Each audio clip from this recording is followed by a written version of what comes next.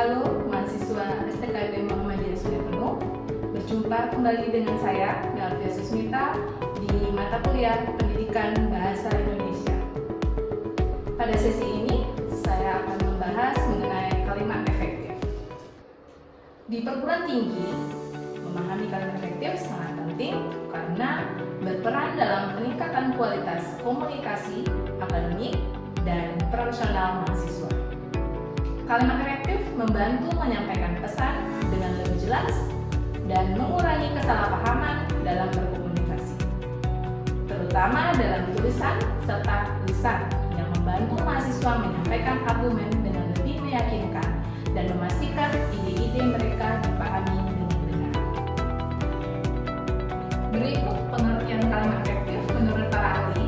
Yang pertama, menurut Wijono, kalimat efektif adalah kalimat yang singkat, padat, jelas, lengkap, dan dapat menyampaikan informasi secara tepat kepada orang lain yang membacanya. Dengan demikian, kalimat efektif tidak bertele-tele, jelas, dan padat isinya dengan harapan bisa dimengerti orang lain. Yang kedua, menurut Ramdanti, bahwa kalimat efektif adalah kalimat yang jelas dan memenuhi kaidah sesuai dengan tata bahasa yang benar, baik lisan maupun tulisan. Yang ketiga, menurut Sujito, bahwa kalimat efektif adalah kalimat yang mengungkapkan suatu gagasan yang dapat dipahami secara tepat dengan ciri-ciri lengkap, logis, serasi, padu, hemat, cermat, tidak rancu, dan bervariasi, serta kalimat efektif merupakan kalimat yang tidak memiliki subjek ganda. Selanjutnya, menurut Joko Widodo, kalimat efektif adalah kalimat yang singkat, padat, jelas, lengkap, dan dapat menyampaikan informasi secara tepat. Kalimat efektif disusun berdasarkan kaidah-kaidah yang berlaku seperti unsur-unsur penting yang harus dimiliki setiap kalimat, subjek dan predikat, memperhatikan ejaan yang disempurnakan, serta cara memilih kata yang tepat dalam kalimat. Berikut ciri-ciri kalimat efektif. Yang pertama, kejelasan, kesederhanaan, ketepatan, kelengkapan, kelogisan, dan kesejajaran.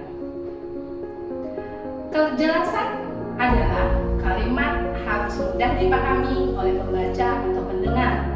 Kejelasan dapat dicapai dengan menggunakan kata-kata yang tepat dan menghindari ambiguitas. Contohnya, yang tidak jelas, dia memberikan tanggapan.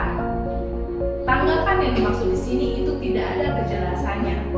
Nah, untuk yang jelas kalimatnya, dia setuju dengan usulan itu. Dengan kata usulan itu sudah menjelaskan bahwa ada kejelasan dari maksud penutur. Kedua, kesederhanaan. Kesederhanaan kalimat harus singkat dan langsung pada pokok bahasan tanpa informasi yang tidak perlu. Berikut contohnya. Pada saat ini banyak dari kita yang mungkin berpikir untuk mulai melakukan sesuatu yang tidak membuat perubahan. Kalimat tersebut dapat disederhanakan menjadi kita perlu mulai melakukan perubahan sekarang. Yang ketiga, ketepatan. Menggunakan kata-kata yang tepat untuk mengekspresi gagasan dengan presisi.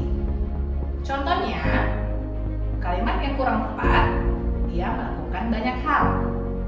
Yang menjadi tepat kalimatnya yaitu dia menulis laporan dan mempersiapkan presentasi. Yang keempat, kelengkapan. Kelengkapan kalimat harus menyampaikan semua informasi yang diperlukan agar pembaca atau pendengar dapat memahami pesan sepenuhnya. Contohnya, tidak lengkap, dia menang karena cerdas. Kalimat itu menandakan tidak lengkap karena cerdasnya itu masih kalimat secara umum. Kalimat yang lengkap, dia menang karena mempersiapkan diri dengan baik dan menguasai materi.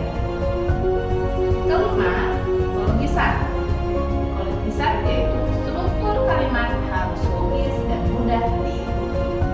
Contohnya, meskipun hujan, dia keluar